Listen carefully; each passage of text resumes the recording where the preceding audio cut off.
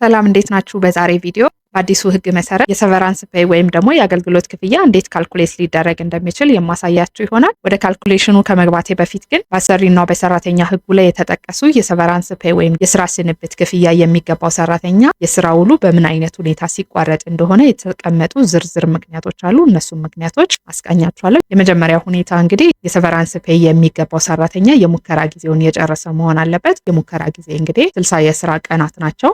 እነዚህን የሙከራ የስራ ቀናት የጨረሰ መሆን አለበት። ሁለተኛው ደግሞ ሰራተኛው የጡረታ መብቱን የሚያስከብር ከሆነ ሰቨራንስ ፔይ አይሰጠውም ማለት ነው። ስለዚህ እነዚህ ሁለት ኮንዲሽኖች መሟላት ይጠበቅባቸዋል ማለት ነው።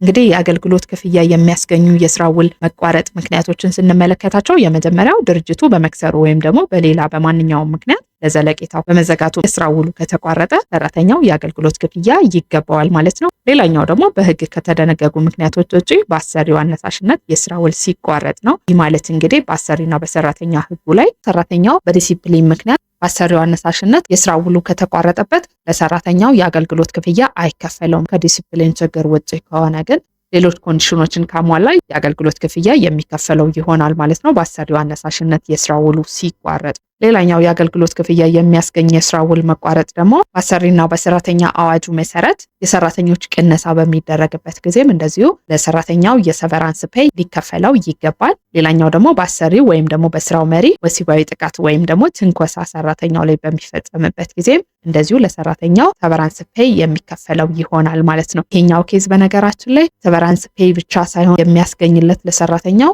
የ3 ወር ደሞዙን በካሳ መልክ ሊከፈለው እንደሚገባ ህጉ እንደዚሁ ያስገድዳል ማለት ነው፣ በወሲባዊ ትንኮሳ ወይም ደግሞ ጥቃት በሚሆንበት ጊዜ። ሌላኛው ደግሞ የአገልግሎት ክፍያ የሚያስገኘው የስራ ውል መቋረጥ አሰሪው በሰራተኛው ላይ ሰብአዊ ክብሩንና ሞራሉን የሚነካ ወይም ደግሞ በወንጀል ህጉ መሰረት የሚያስቀጣ አድራጎት ከፈጸመበት እንደዚሁ ለሰራተኛው የሰቨራንስ ፔይ የሚገባው ይሆናል ማለት ነው። ሌላኛው የሰቨራንስ ፔይ የሚያስገኘው ደግሞ ለሰራተኛው ደህንነት ወይም ደግሞ ጤንነት የሚያሰጋ ነገር መኖሩን አሰሪው እያወቀ እርምጃ ካልወሰደ የስራ ውል በሚቋረጥበትም ጊዜ እንደዚሁ ለሰራተኛው የሰቨራንስ ፔይ የሚገባው ይሆናል። ሌላኛው የሰቨራንስ ፔይ የሚያስገኘው ሙሉ ወይም ደግሞ ዘላቂ አካል ጉዳት ሰራተኛው ላይ በመድረሱ ምክንያት ሰራተኛው የተሰጠውን ስራ መስራት እንደማይችል በሕክምና ተረጋግጦ የስራ ውሉ በሚቋረጥበትም ጊዜ እንደዚሁ የሰቨራንስ ፔይ ለሰራተኛው ይገባዋል። ሌላኛው ቢያንስ 5 ዓመት ያገለገለ ሰራተኛ ሆኖ ነገር ግን የስራ ውሉ በህመም ወይም ደግሞ በሞት ምክንያት በሚቋረጥበት ጊዜ እንደዚሁ ለሰራተኛው የሰቨራንስ ፔይ የሚገባው ይሆናል። ከዛ ባለፈ ደግሞ በስራው ላይ ቢያንስ 5 ዓመት አገልግሎ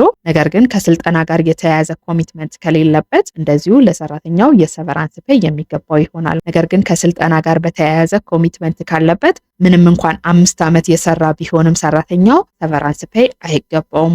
በህመምና በሞት በሚሆንበት ጊዜ ሰራተኛው ከስልጠና ጋር የተያያዘ ኮሚትመንት ቢኖርበትም 5 ዓመት እስካገለገለ ድረስ ሰቨራንስ ፔይ የሚገባው ይሆናል። ሌላኛው ደግሞ የሰቨራንስ ፔይ የሚያስገኘው የስራ ውል መቋረጥ ሰራተኛው በኤችአይቪ ኤድስ ህመም ምክንያት በራሱ አነሳሽነት የስራ ውሉን ያቋረጠ እንደሆነ ሰቨራንስ ፔይ የሚገባው ይሆናል። እንግዲህ የሰራተኛው የስራ ውል በሚቋረጥበት ጊዜ ሰቨራንስ ፔይ የሚያስገኙትን ምክንያቶችን አይተናል። አሁን ደግሞ ሰቨራንስ ፔይ እንዴት ካልኩሌት እንደሚደረግ የማሳያችሁ ይሆናል። ለምሳሌ ሰራተኛው የተቀጠረበት ቀን ኦገስት 10 2019 ቢሆን ተርሚኔት ያደረገበት ቀን ወይም ስራውን የለቀቀበት ኖቬምበር 3 2025 ቢሆን ሰራተኛው ስራውን ከመልቀቁ በፊት የመጨረሻ ወር ደሞዙ 15000 ብር ቢሆን የዚህን ሰራተኛ ሰቨራንስ ፔይ ለማስላት መጀመሪያ ቀኖቹን በእንዲህ መልኩ እናዘጋጃቸዋለን። ይህንን ቀን እንግዲህ ማዘጋጀት ለመቁጠር በቀላሉ እንዲመቸን ነው እንደዚህ ያደረኩት። የተቀጠረበት ቀን ኦገስት 10 2019 ነው። ከዛ ቀን ጀምሮ ቀኑ ይቆጠራል። በኦገስት 10 2019 እስከ ኦገስት 9 2020 ድረስ 1 ዓመት ነው። ለዚህ ለመጀመሪያ 1 ዓመት ሙሉ ደሞዙ ይታሰብለታል ማለት ነው። ለተቀሩት ዓመታት ግን ደሞዙን በ1/3 እያባዛን ነው ማስላት ያለብን። ስለዚህ ለተቀሩት ዓመታት 1/3 እያደረግን እናሰላለን ማለት ነው። ይህንን በምናደርግበት ጊዜ 5,000 ይሆናል ለእያንዳንዱ ዓመት ማለት ነው።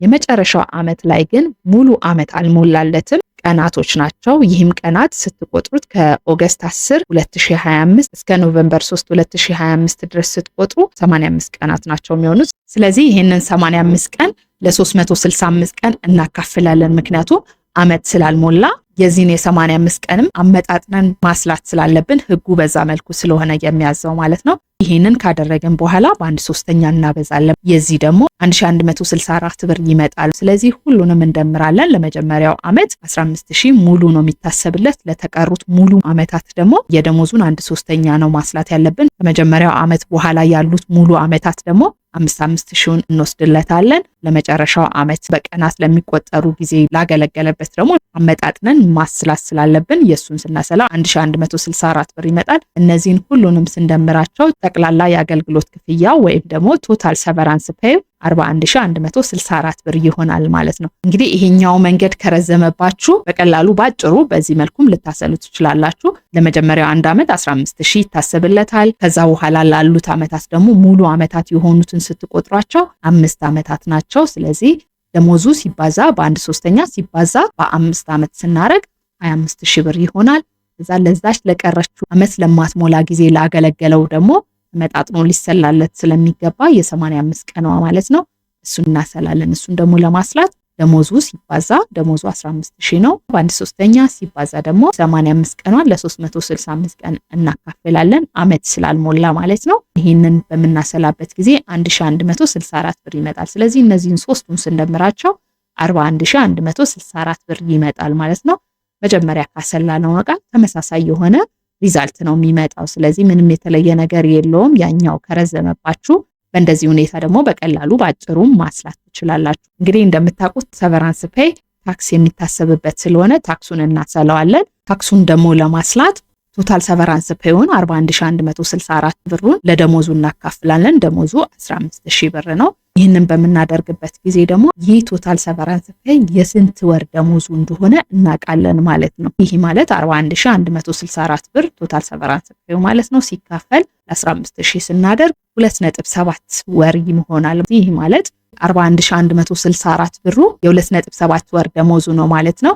ስለዚህ ይህንን ካደረግን በኋላ የስንት ወር ደሞዙ መሆኑን አውቀናል። ስለዚህ የእያንዳንዱን ወር ታክሱን እናሰላለታለን ማለት ነው። የመጀመሪያውን ወር ደሞዙን ስናሰላ 15000 ሲባዛ በ35% እናደርጋለን። የታክስ ሬቱ በአዲሱ የታክስ ህግ መሰረት ከ14000 ብር በላይ ከሆነ 35% ስለሆነ ማለት ነው። ተቀናሹ ደግሞ 2050 ብር ነው። ስለዚህ ይሄንን በምናሰላበት ጊዜ ከአንድ ወር ደሞዙ ላይ ታክስ መክፈል ያለበት 3200 ብር ይሆናል ማለት ነው። ይህን የአንድ ወር ታክስ መጠኑን ደግሞ በሁለት እናበዛለን። ምክንያቱም ሁለት ወር ሙሉ ስለሆኑ ማለት ነው። ስለዚህ 3200 በሁለት ስናበዛ 6400 ብር ይመጣል። ለተቀረው ለ0.7 ወር ደግሞ ደሞዙ ምን ያክል እንደሆነ አንድ ወር ላልሞላ ጊዜው ማለት ነው የደሞዙ መጠን ምን ያክል እንደሆነ ካልኩሌት እናደርጋለን። ይህ ማለት ደሞዙ 15000 ብር ነው። 15000 ሲባዛ 0.7 እናደርጋለን ማለት ነው። ይህን ደግሞ በምናሰላበት ጊዜ 10500 ብር ይመጣል። ለዚች 10500 ብር ወር ላልሞላ ጊዜው የሚከፈለው ደሞዙ